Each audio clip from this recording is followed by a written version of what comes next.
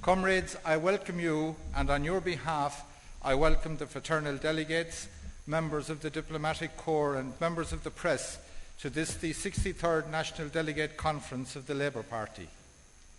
It is entirely appropriate that we are assembled here in the Longford Westmeath constituency, so ably represented for the Labour Party by Deputy Willie Penrose, Party Spokesperson on Enterprise, Trade and Employment.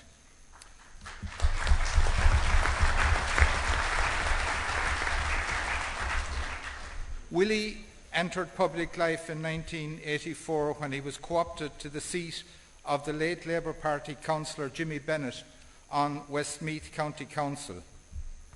He was re-elected in 1985 by 4 votes, a feat repeated by Dick Spring in the general election of 1987.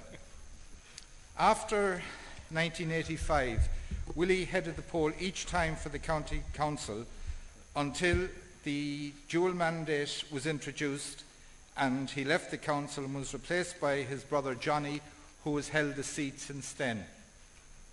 Willie was elected to the Dáil in the springtide of 1992 and has headed the poll in each subsequent general election.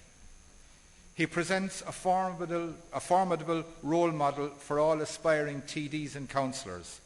His career has been distinguished by straight talking, hard work, always being close to the people, with an unswerving adherence to Labour Party values. Since our special delegate conference in Kilkenny last November, the recession which has engulfed the country has worsened considerably. In the slightly more than 12 months between our last national conference in Wexford and the Kilkenny conference, Ireland had changed very considerably for the worse. Our special delegate conference in Kilkenny proved to be a defining moment in Irish politics. The party leaders' conference speech was what impacted profoundly, not alone on the delegates, but on the people of Ireland.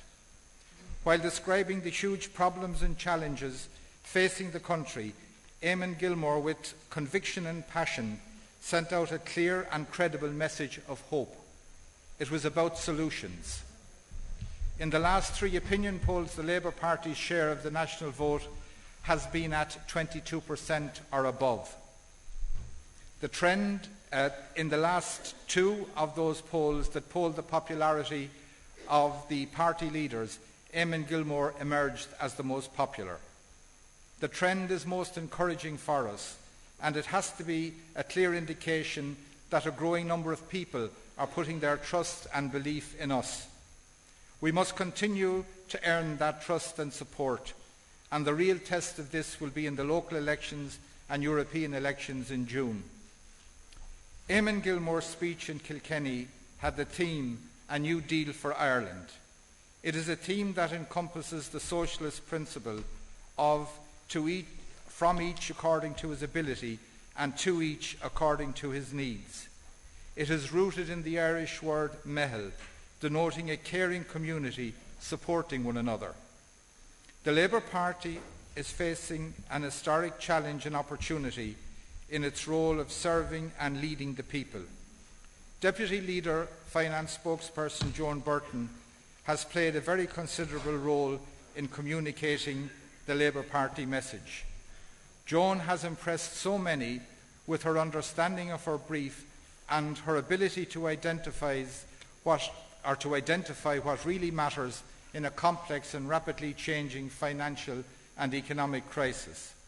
The parliamentary party, the councillors, the party sections and the membership generally have also contributed majorly to the movement forward and to the very significant improved standing of the Labour Party.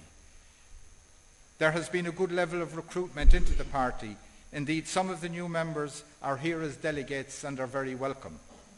We are seeking to change how the country conducts its affairs in a fair and equitable manner, which will bring us out of recession and restore opportunity, employment, and bring prosperity for all to share. The Labour Party does not underestimate the difficulty and pain that must be shared fairly to bring about a better day, but that day can come the Labour way.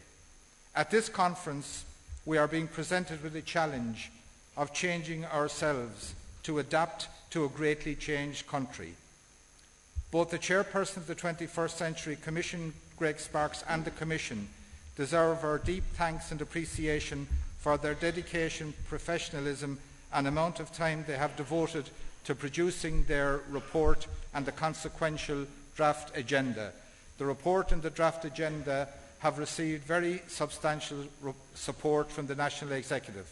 We will be debating both these documents tomorrow afternoon. Finally, in regard to the business of conference, I am seeking the cooperation of everyone, and in particular the speakers, in having a fair, efficient and effective conference. In particular, I am asking speakers not to exceed the speaking time allocated to them. If we all play our part, we will ensure the maximum number of speakers will be catered for.